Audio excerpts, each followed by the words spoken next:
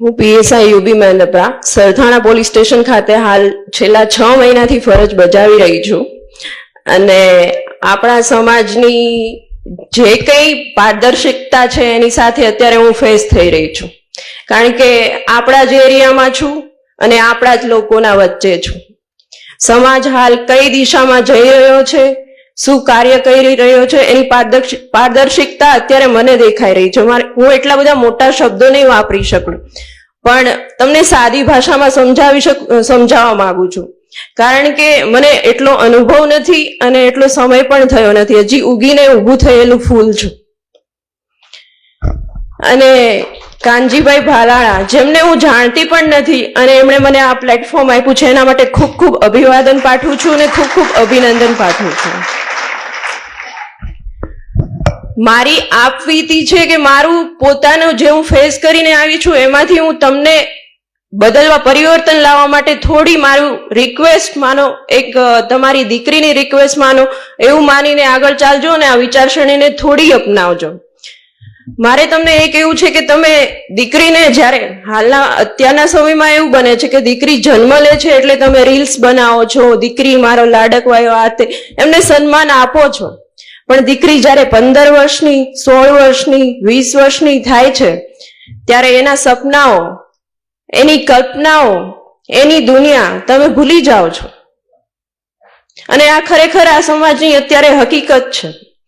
ઘણું પરિવર્તન આવ્યું છે, ઘણું થયું છે, પણ હજી એ વિચારશ્રેણી ચાલી રહી છે. એ 20 વર્ષની થાય, 21 વર્ષની થાય, એને નાનપણથી કઈ સપના જોયા હોય છે. ક્યારે પૂછ્યું છે, બેટા તારું સપનું શું લગ્ન કરવાનું છે કે ઘરનું કામ કરવાનું છે માત્ર? ક્યારે એવું વિચાર્યું? દીકરીને એવું પૂછ્યું કે બેટા તારે શું બનવું છે? આ નાનપણમાં પૂછવાની વાત નથી, જ્યારે 21-22 વર્ષની થાય ને ત્યારે પૂછવાની વાત છે કે શું તે ખાલી માત્ર ઘરના કામ કરવા માટે જન્મ લીધો છે? એ સાઈડ છે, એ ઘરના કામ તો કરવાની જ છે. હું અત્યારે પીએસઆઈ છું તો એનો મતલબ એવો નથી કે હું ઘરનું કામ નથી કરતી, તમામ કામ કરું છું.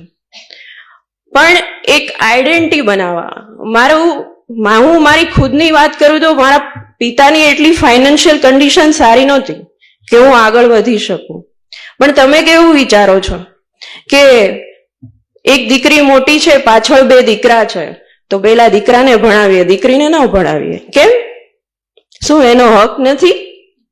એના સપનાઓ નથી?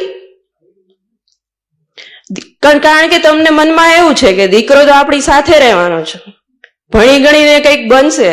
જોકે હું એવું માનું છું કે હું જ્યારે ભણતી ને ત્યારે 70% હોશિયારનો રેશિયો અને આગળ વધવાનો રેશિયો ગર્લ્સનો હોય છે, માત્ર 30% બોયઝનો હોય છે. છતાં એને પ્લેટફોર્મ નથી મળતું. આપો ને પ્લેટફોર્મ, એ કંઈક કરી બતાવશે. અને અત્યારે મને કહેતા ગર્વ થાય છે, સામે ફેશન ડિઝાઇનર છે ને મારા ગામની દીકરી છે, અમે બંને એક ગામના છે. એને મને બાજુમાં આવીને કીધું કે તમે ભૂતિયાના છો? મેં કીધું હા, કારણ કે અમે ક્યારેય મળ્યા નથી. અને એને બંને એક ગામની દીકરી અત્યારે એક પ્લેટફોર્મ ઉપર બેઠા છીએ. એટલે થોડું પોતાની દીકરીની આઈડેન્ટિફિકેશન એ પણ જો કે એનામાં કંઈક ટેલેન્ટ છે, કરી બતાવવાનું કંઈક સપનાઓ છે. અત્યારે બધા ઘરે જઈને પોતાની વાઈફને એકવાર એ પૂછજો કે ખરેખર તારા સપનાઓ શું હતા? ખરેખર એક પ્રશ્ન કરવાની જરૂર છે કે માત્ર ઘરકામ કરવાના સપનાઓ હતા? નહીં. એને હાલ પણ તમે પ્લેટફોર્મ આપશો ને તો આપણા પાસે એક ઉદાહરણ છે, એણે બિઝનેસમાં પોતાનું નામ કમાયું છે. હાલ પણ એ કંઈ પણ કરી શકે છે અને એક પ્લેટફોર્મ આપો એટલે એ આગળ વધશે.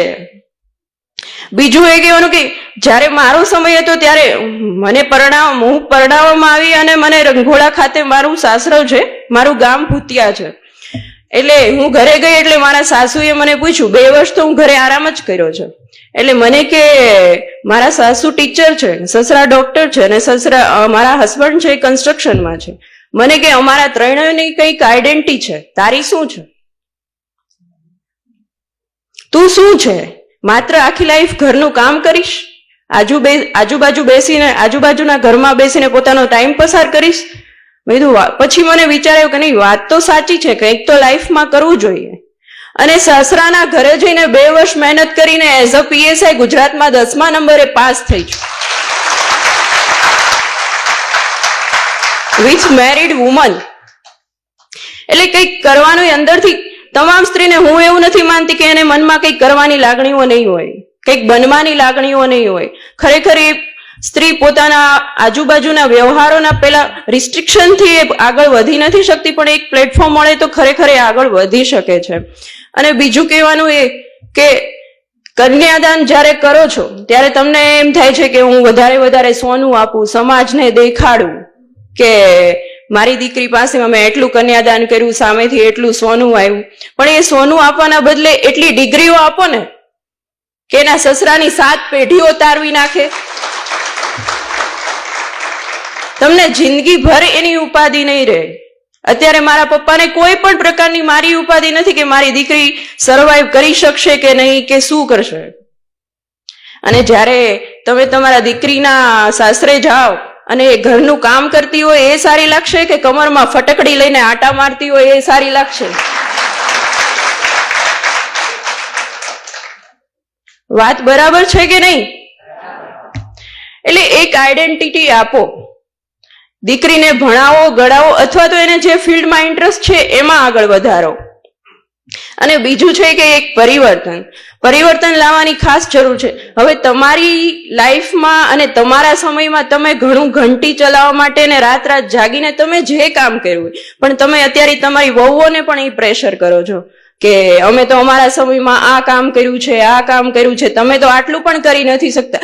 યાર, એનો સમય છે, અત્યારે એમની પાસે ટેકનિકલ સાધનો છે, તમામ વસ્તુ. એ સમયને પરિવર્તન બનાવીને ચાલો કે તારા નસીબમાં સારું છે તો તું સારું ભોગવે છે. અને જ્યારે તમે નીચે બેસો છો, આજુબાજુમાં બેસો છો, તો એવું પ્રોડક્ટિવ કામ કરો. ભગવદ્ ગીતા છે, અમુક બુક્સ છે, એમનું વાંચન કરો, જેમાંથી બીજાને પણ કંઈક શીખવા મળે.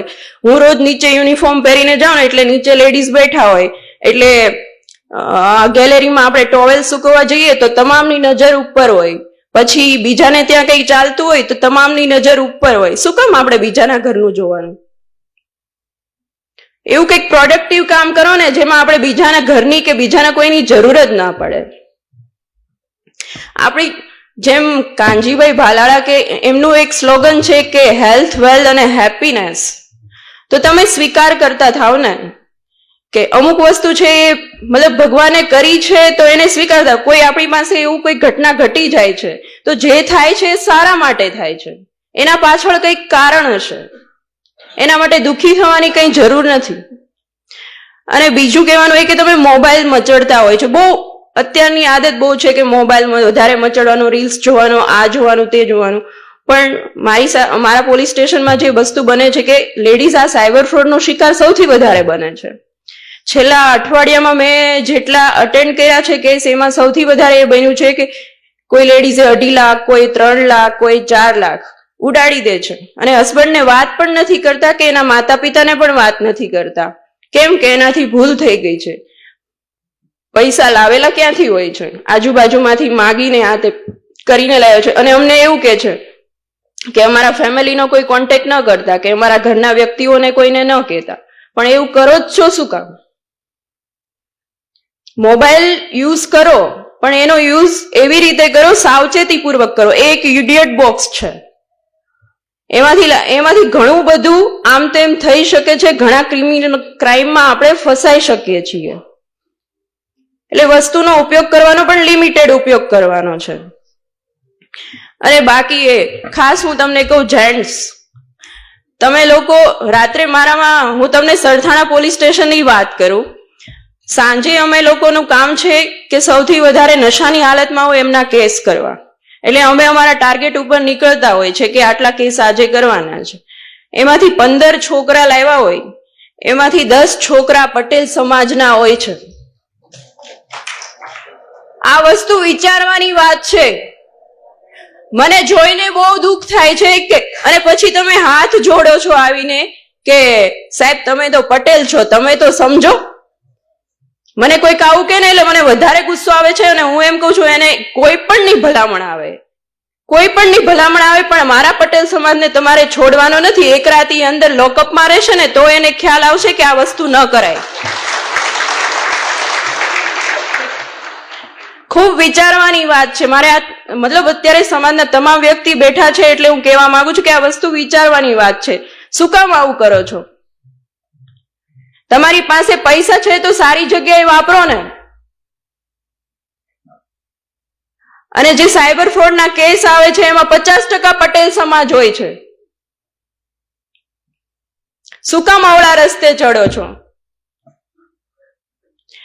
પટેલ સમાજે આટલી નામના મેળવી છે, આટલું આગળ વધ્યા છે, તો શું કામ આવી રીતે પતન તરફ જવાનું? આજુબાજુના વ્યક્તિ પણ અમને એમ કહેતા હોય છે કે સાહેબ તમારો સમાજ છે, તમારો સમાજ છે. કેટલી શરમ આવે. એટલે થોડુંક વિચારવાની વાત છે. અને સ્ત્રી બાબતે તો મારે કંઈ કહેવાનું વધારે રહેતું નથી. સ્ત્રી એટલે વાત્સલ્ય, સ્ત્રી એટલે કરુણતા, અને સ્ત્રી એટલે મહાકાળી, અને સ્ત્રી એ જ મહાદુર્ગા. તમામ રૂપ ધારણ કરી શકો છો.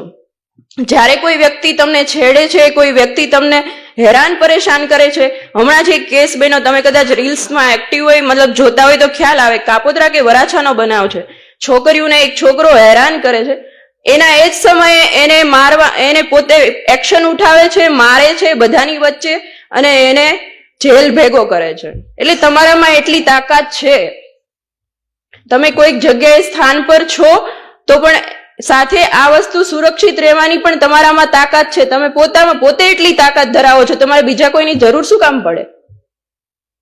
કોઈ વસ્તુમાં આગળ વધવા માટે, કોઈ પોતાની સુરક્ષા માટે તમે પોતે મહાકાલી છો, તમે પોતે મહાદુર્ગા છો. એટલે પોતાનું એક્શન પોતે જ ઉઠાવી લો. બાકી તો અમે છીએ જ 24 કલાક. તમે નિડરતાથી અમારી પાસે આવી શકો છો, પણ હું એવું ચાહું છું કે મારો સમાજને મારે ન ફેસ કરવો પડે. Thank you.